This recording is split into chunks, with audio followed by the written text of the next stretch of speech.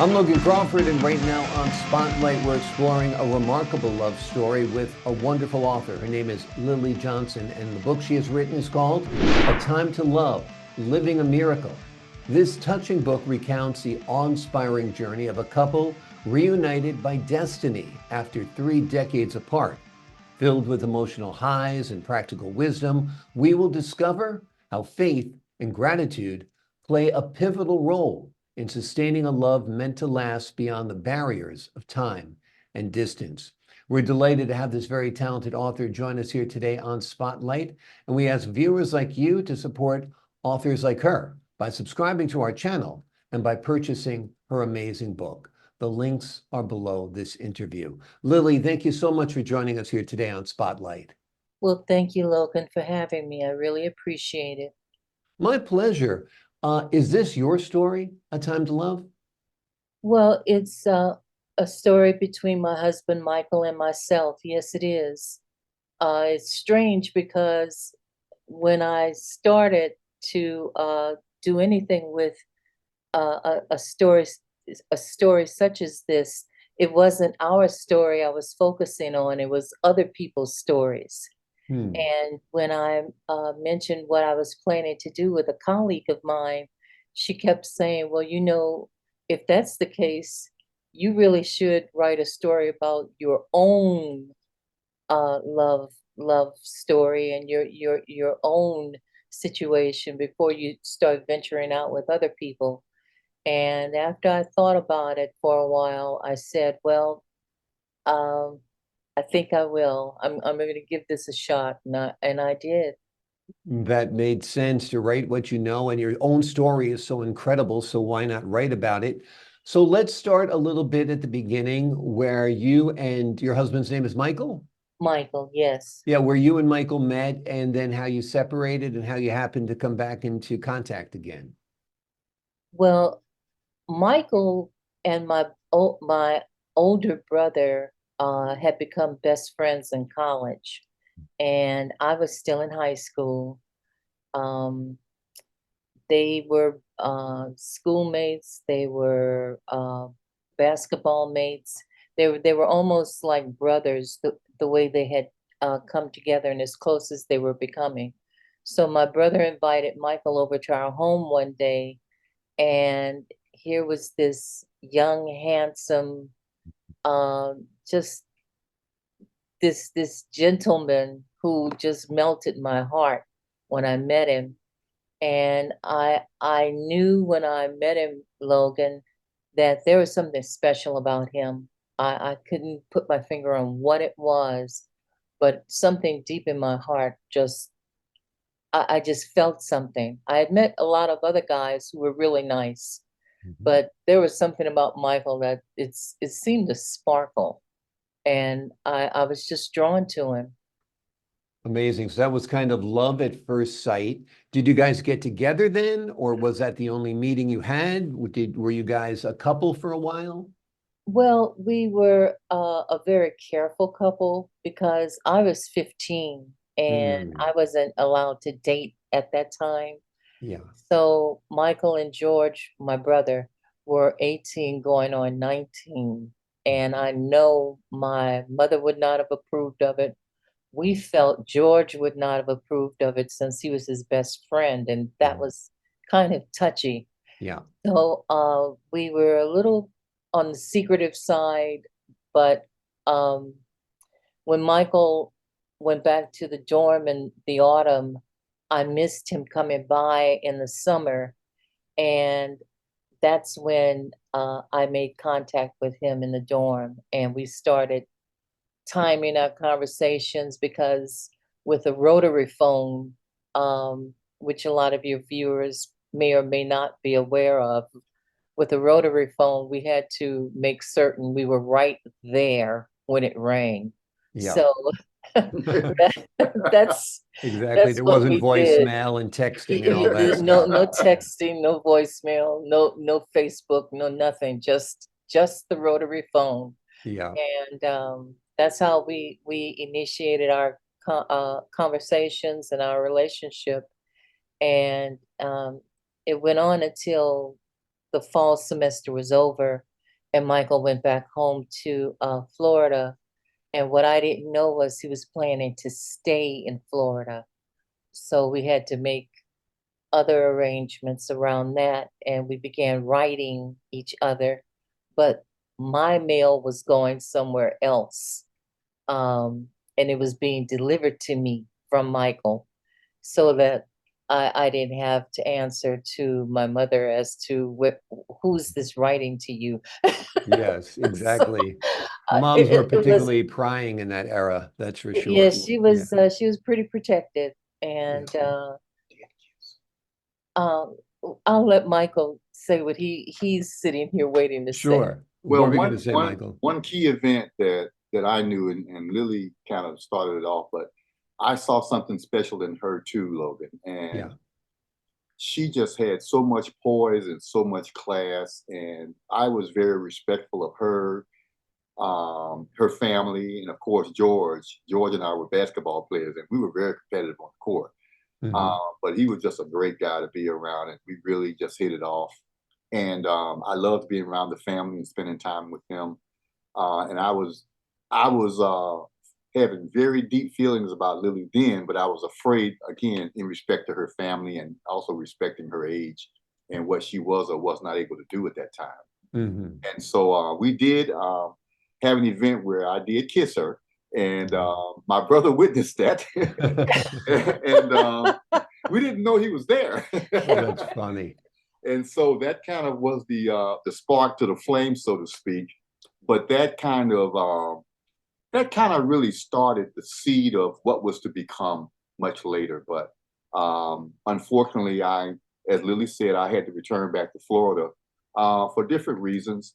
But and you know, the story evolved. You can Yes. say that.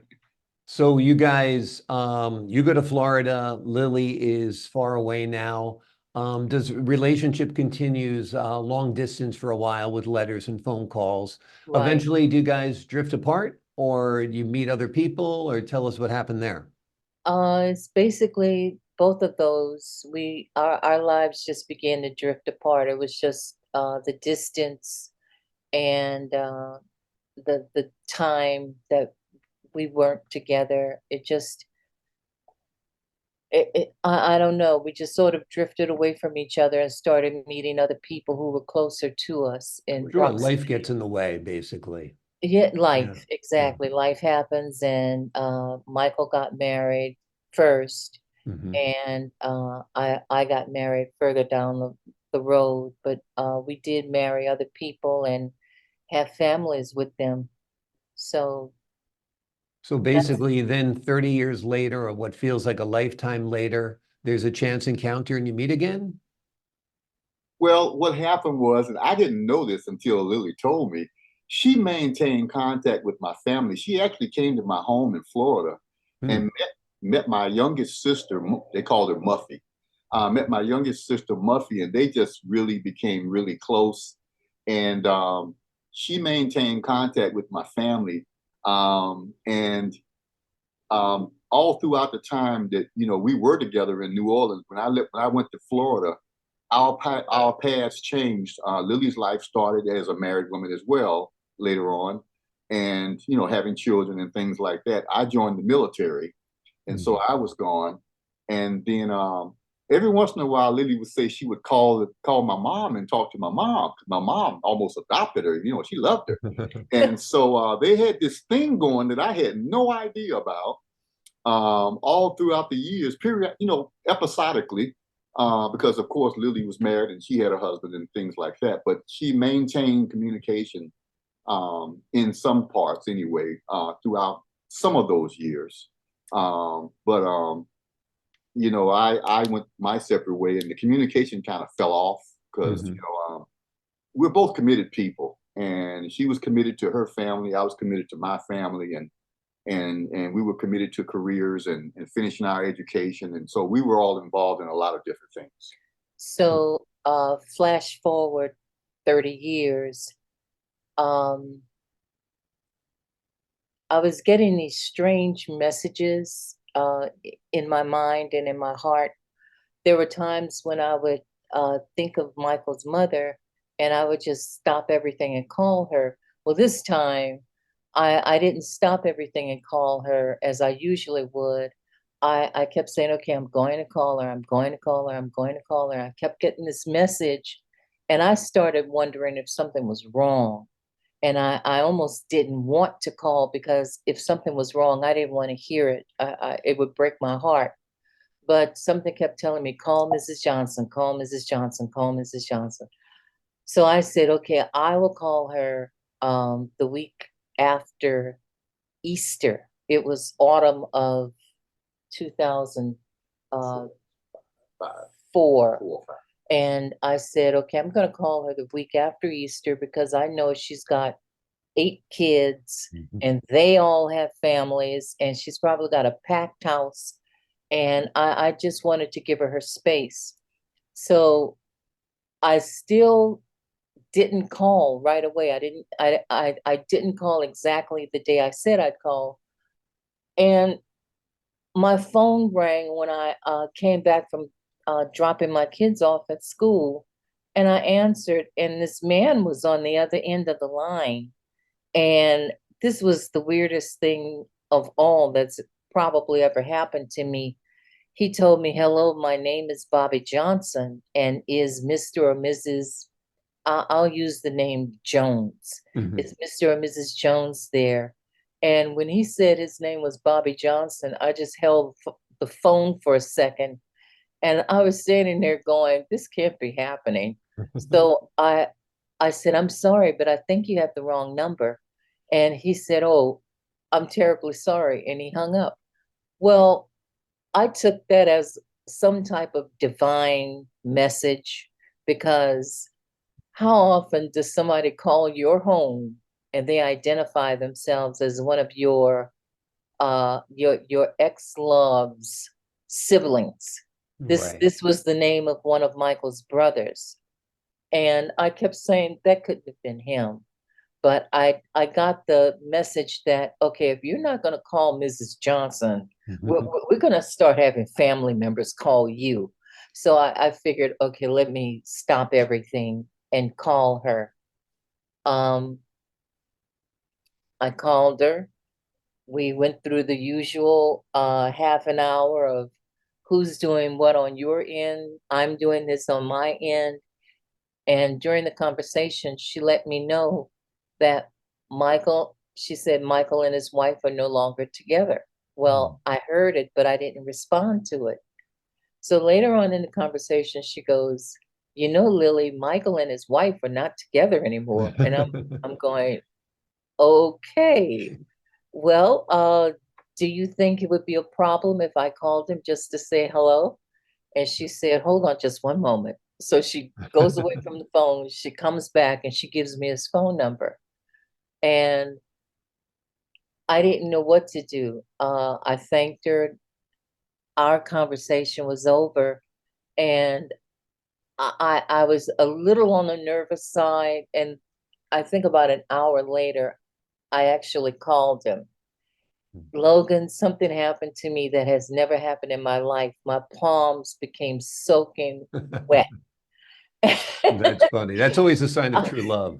Sweaty palms. The sweaty palms. Yeah. And I not to mention the dumb messages we can leave. Right. I left a message that, oh my goodness, I don't know how bad it sounded, but I was praying that the voice, the answering machine, once again, no voicemail, but the answering machine, I was hoping it would chew it up or gnarl it up some kind of way that he wouldn't get it. It was just that bad. And I said, well, if you want to call me back, I'll be here, and feel free to call me back. And I really hope you call me back. And I was just going all over. Right, exactly. You were fumbling, you were bumbling, and you thought you had said exactly the wrong thing. But I'm sure for Michael, just hearing your voice was wonderful. We're going to save the rest of the story for the book. And let the folks at home read about it. It's a terrific story. And I'm assuming it's got a happy ending since you're both here on the align with us today. The name of the book is A Time to Love, Living a Miracle. It is written by Lillie Johnson. It is her true life story of a love that started when she was just a teenager, decades passed, and then she was reunited with her love, Michael Johnson. It began, as you heard, for a second time with a bumbling, stumbling voicemail, but grew into something much, much more. This is a terrific book. I think it would be a wonderful Hallmark movie. I think this has Oh Hallmark my stamped all goodness. over it. It would be great. You even have the Thank you. title, A Time to Love, Living a Miracle. I think it's great. Lillie and Michael, thank you both so much for joining us here today on Spotlight. Thank Oh, you. well, thank you for having us, Logan. It's been a pleasure. And we're Pleasure's been all extremely mine. happy. We're Yes, we extremely are. happy. That's wonderful. I can hear it in your voices for sure. To the folks at home, I'm Logan Crawford, thanking you for your time this time. Until next time on Spotlight.